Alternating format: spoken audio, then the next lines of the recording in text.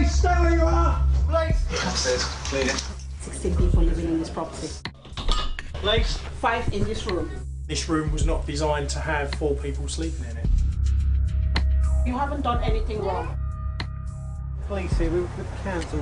We've got warrants to come in and I'll explain everything. It's your parents. This is the front line of Britain's housing crisis. Nighttime raids in Barking and Dagenham, house checks to combat an overcrowding epidemic. We've had complaints of too many people living in the property, so we're just here to find out exactly what is happening. 5 in this room. Yeah? Him, my grandmother, my sister. Upstairs, every inch of space converted into sleeping quarters. I think somebody's sleeping in it. Well, the pillow, the mattress. Not Christian. They're definitely not nice. So based on our assessment today, we can say confidently there are about 16 people living in this property. 16 people? Yeah. And how many bedrooms are there? In total, legally, we have 4 bedrooms. It's more than what the license recommended to have.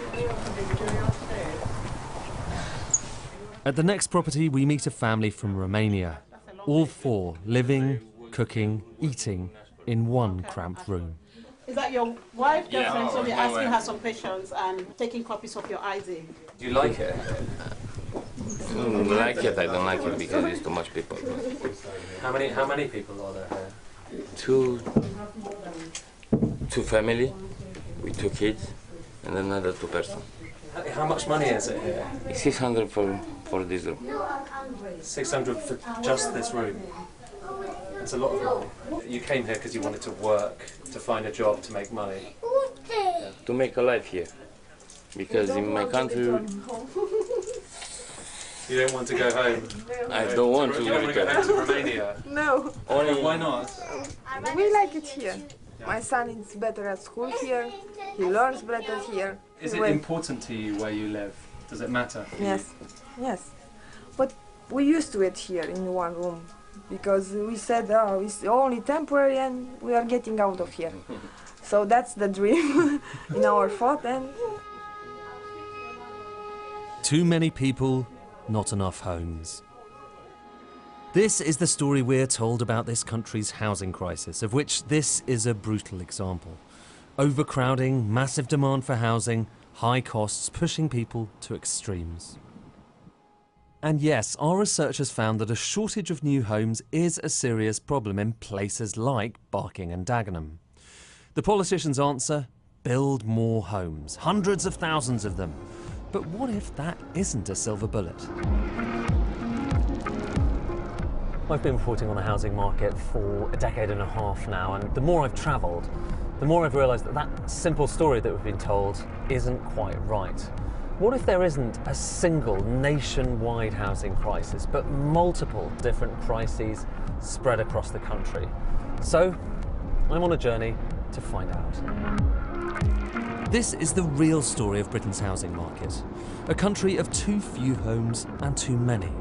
A country where some homes are too big and others are too decrepit. A country where the problem isn't that we need to build more homes. In some places, we've built too many.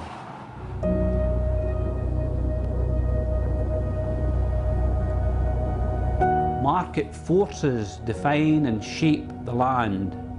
New Cumnock rose and fell with sick own gons.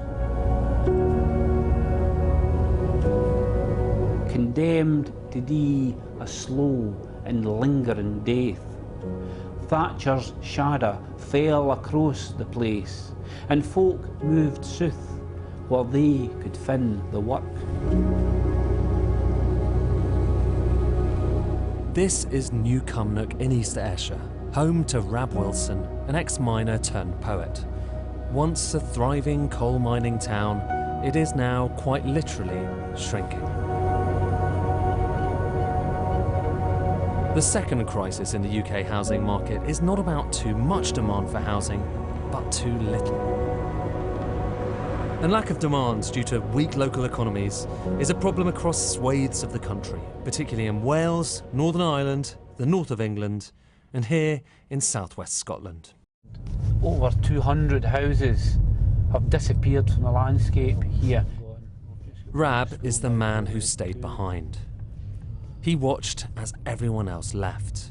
and as thriving estates like the one on this hill were simply erased. So Rab, talk us through what would have been here kind of 10, 20 years ago. Well, we would have been surrounded by houses here. So this would have been like an alleyway between houses, right? Yeah, just a shortcut. And I say most people would have been employed in the mining industry at that time. Factories went, the jobs went, and then eventually the houses. Yes, and that's about the story of New Cumnock. And this area is pretty much a ghost town, just the ghosts of old miners. Looking at what we've got here, you wouldn't really just have the sense that what we need desperately in all parts of the UK is more housing. Mm-hmm. Well, certainly not here right now in New Cumnock. And this story is not over yet. This row of houses has been marked for demolition, boarded up, evacuated, all except for one home at the very end of the terrace. How long have you lived here for? I think it's about 27 years. 27 years in this house or on this street? In this scheme.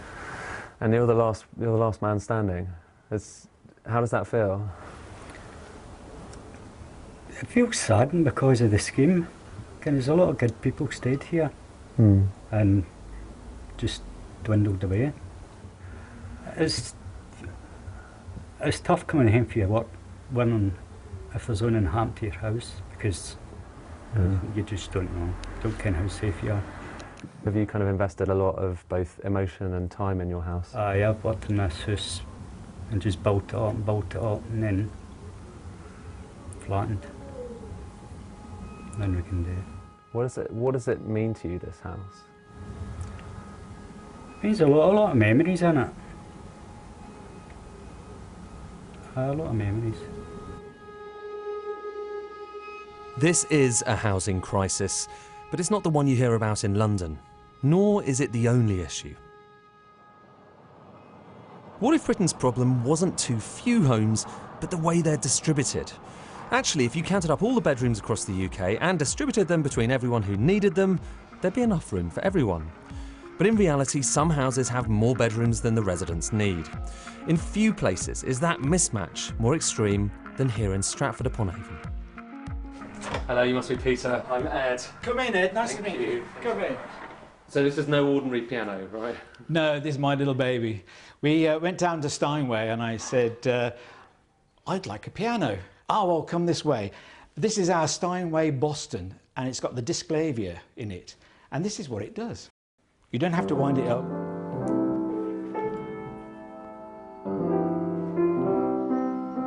I'm 64 years old. I live in Stratford-on-Avon. The kids now have left home, so we've got a 5-bedroomed house, just for the two of us. And there's lots more Peters in towns like Stratford-upon-Avon, retirees who love their family home and who aren't quite ready to give it up. This is where we have all the Christmas parties. This is where we eat primarily as a family. Through here is the family room. This is where we spend most of the time.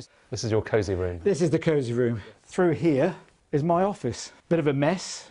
Do you ever feel guilty about taking up lots of space, given that there's a lot of people in the country who are kind of desperate for more space themselves? Guilty? I don't think guilty is the word. Why would I feel guilty for working hard since I was 15 years old? Downsizing is on the cards. I'll do it tomorrow. But my wife said, no, I'm too young. I'm too young to do that, you know.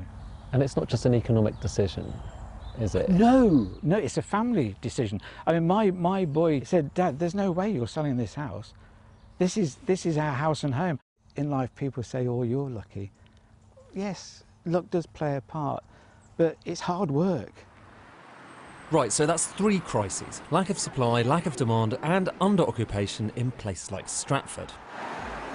But there's also another problem too. This 4th crisis is that much of Britain's housing stock simply isn't fit to live in. And when it comes to housing quality, according to our research, no other city has as big a problem as Liverpool.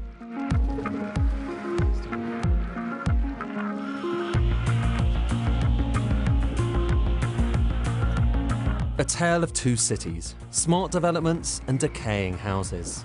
glassy new apartments and old homes plagued with problems. This is Paula, and for those who live in some parts of Liverpool, hers will be a familiar story.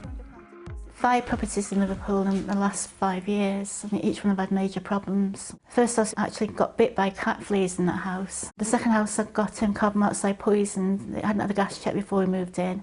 The third house, the ceiling coming in the back room, the back kitchen. The fourth house had sewage in the garden. So will it be 5th time lucky? Paula took us for a tour to find out. There's no lino on the floor. The cold water tap wasn't working. Was this like this when you arrived? Yeah. These are just the bare floorboards, aren't they?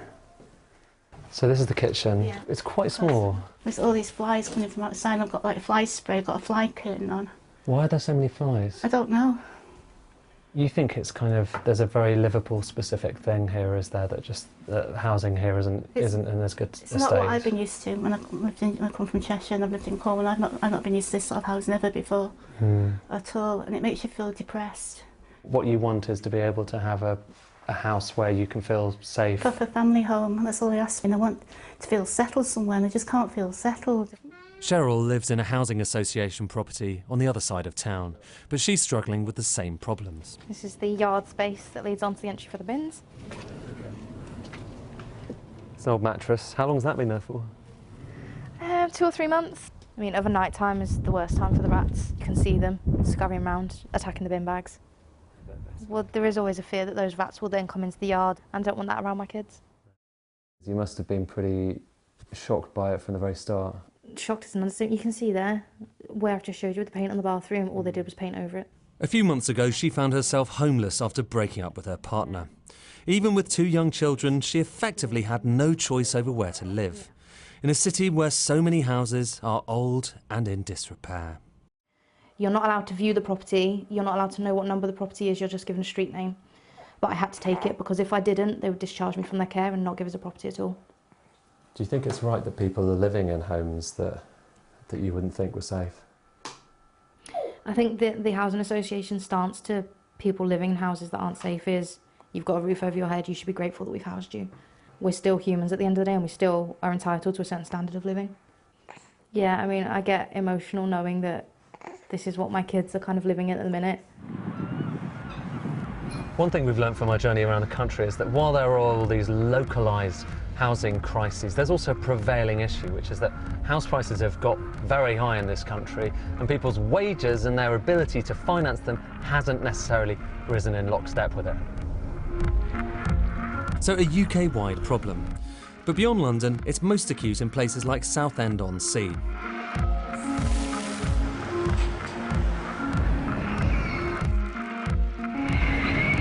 Bronnie was born and bred here. Now she works as an estate agent, trying to get other people on the property ladder. How do you feel when someone else is completing on a property? How are you feeling as you're looking on? I'm always happy for them. There's also that thing in me where I'm like, I wish that was me. House prices here are particularly high compared with wages, partly because of second homes and partly because of the London effect, commuters moving out here to avoid high prices in the capital. I moved out when I was 17, so I've always worked, always paid my taxes, always done everything I'm supposed to. And I'm 24 now, and I'm still no closer, well, I feel like I'm no closer to owning a home. It is disheartening. It makes you feel like, why am I ever actually going to be able to get onto the property ladder? It is a lovely place to live. If you can afford it. If you can afford it, yeah. She rents a room in the middle of town, but the idea is to buy with her boyfriend. Hello. Hiya. Hi. I'm kind of quite lucky at the moment where I can actually still live at home. And it's definitely looking more like the reality that I'm going to be renting first at 30 before I actually get a house. I can't imagine getting a place for another good 2 to 6 years, something like that. I'm saying 5. I'm saying 5. I'm being hopeful. He's being hopeful, I'm being realistic. So, 5 separate housing crises, all happening in hotspots around the country, all requiring different solutions, but with one common theme. We all just want to find somewhere to call home. What does home mean to you? Home is a place of comfort and safety where you can get in from a hard day, open your door, know that that's your place where you're comfortable and happy. I don't have home, just my family, just that.